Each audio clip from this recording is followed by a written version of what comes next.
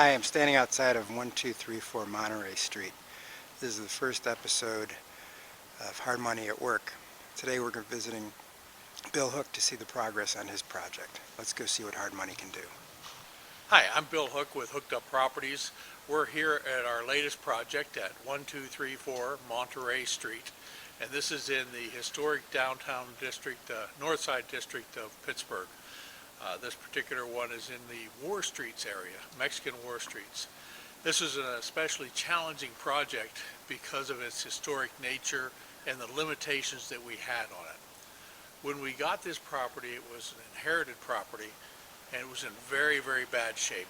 It had not had a complete roof on it in something like 7 years. There'd been a hole in the roof, and when we got it, the hole in the roof was about the size of a bedroom. Probably a 12 by 12 hole, and everything inside was completely rotted out. It was not safe, and the property was condemned. Yet we still probably paid too much money for it. But no. But this is it. If we want to pan over here too, we've already started doing some work on it. As you can see, we've got new windows put on it. We've replaced the dormer and the roof, so that everything from the green up that you can see has all been replaced with new. We've got new ceiling, new joists, new shingles. The entire dormer's been replaced with cement fiber board siding.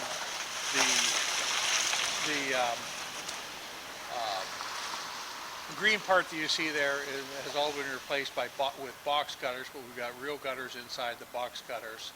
And I see the city of Pittsburgh has showed up. Coming here for an inspection. Here for inspection. Uh-oh. So we've got a temporary door on it, etc., etc.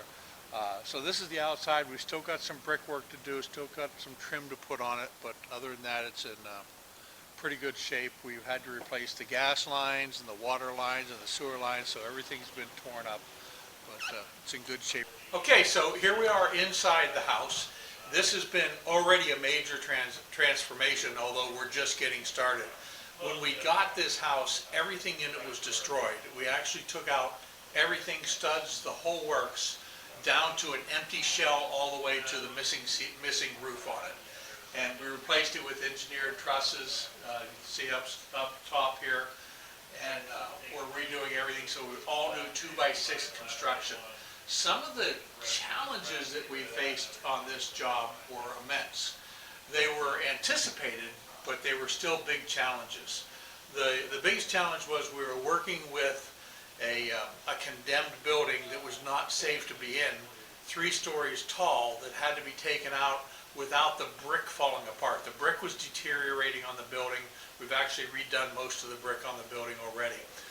So it was to the point that if we didn't sturdy it up, it was going to fall down and kill somebody. So we were very afraid of somebody getting damaged on it. And we actually brought in an engineer to make sure that the demo was done safely. So we did all of that.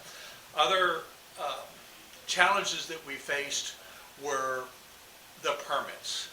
When you're dealing with an historic project, everything has to be done to the historic level, right down to the trim on the wood windows.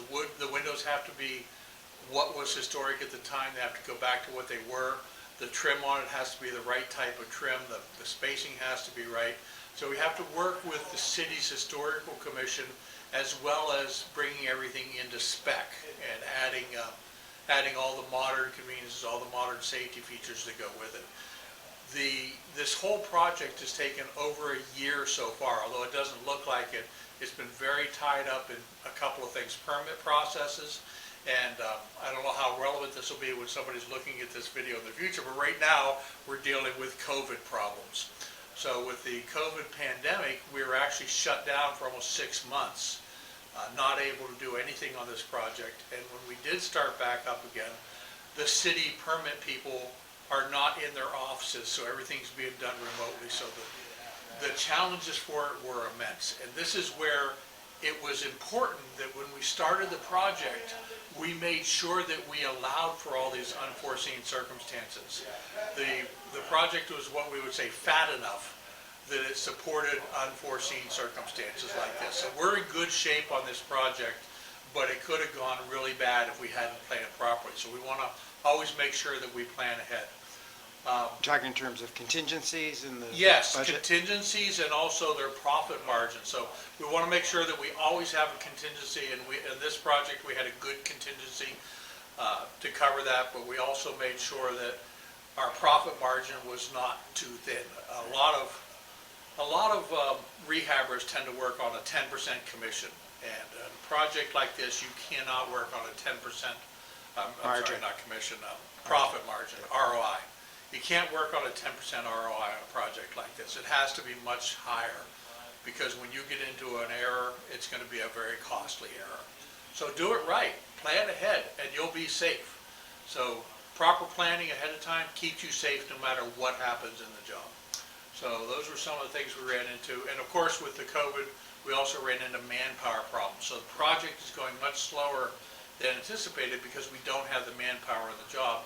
People are happy to stay on unemployment or want to stay home for safety reasons in these times. Okay, should we go upstairs? Yeah, let's go upstairs. Okay. Okay, so we're on the second floor, and the second floor, you're actually only seeing half of this second floor. Right here behind the camera, there's going to be another addition to this house. So it's going to be approximately 16 by 20 addition going on. So behind this wall is going to be a bedroom. And that bedroom leads into this bathroom. So we got a double door going into the bedroom there, and then a door coming into the bathroom. This is a full bath that services only that bedroom. So each bedroom in this house has its own bathroom. So it's a 3-bedroom house with 3 full and 2 half baths in it. We also put on this floor a laundry facility.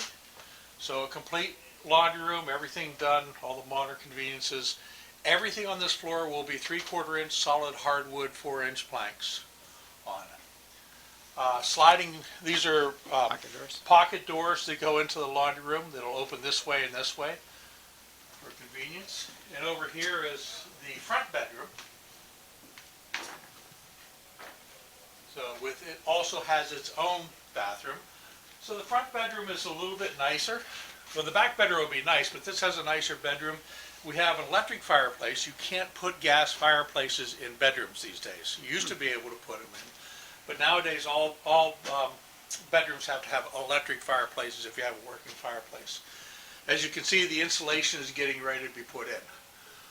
All the HVAC is in. If you pan up in the ceiling, you'll see that everything's been already ducted out. There's not a lot of room. One of the beauties of using these engineered trusses is all of the ductwork can go through the trusses instead of under them. With the exception, we had too much in this area, so it's just it looks like a suspended ceiling in here, but it's not. This is a grid system for drywall. So we drop the ceiling just in the laundry room and bathrooms to be able to get ductwork on top of it. And we use all of the pre-made speedy boots. So we don't use the cheap stuff, we use good stuff. So welcome to the 3rd floor. This is the master suite in the house. So this is a complete ensuite.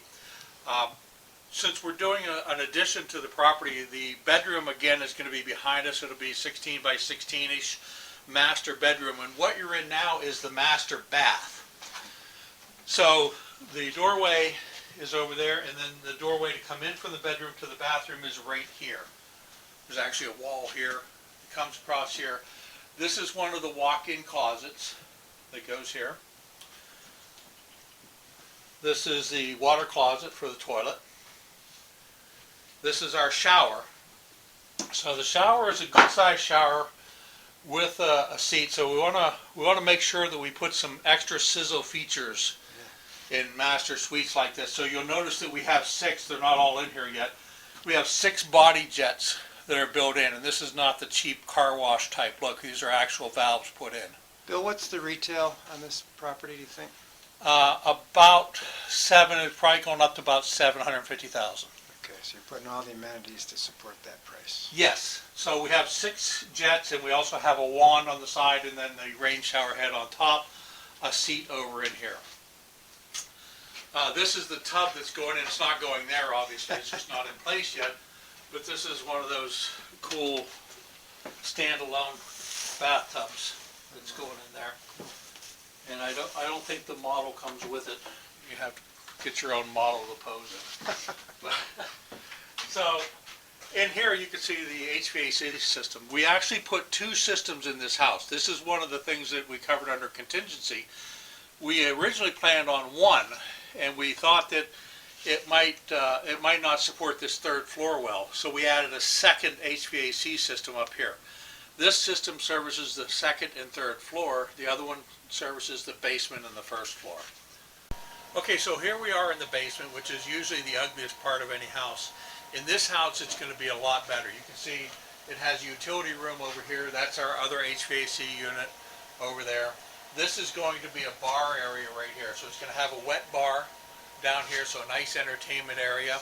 And due to the COVID stuff, we've added a home office in this area as well. So this will have vinyl plank, luxury vinyl plank flooring. It'll have a hard ceiling. It has a half bath down here, and everything's segregated out. We actually have a high-end electrical panel over here. It's a Leviton smart box. So with the module installed in it, it can be controlled from your phone. So if a breaker goes off, you can reset it right from your phone.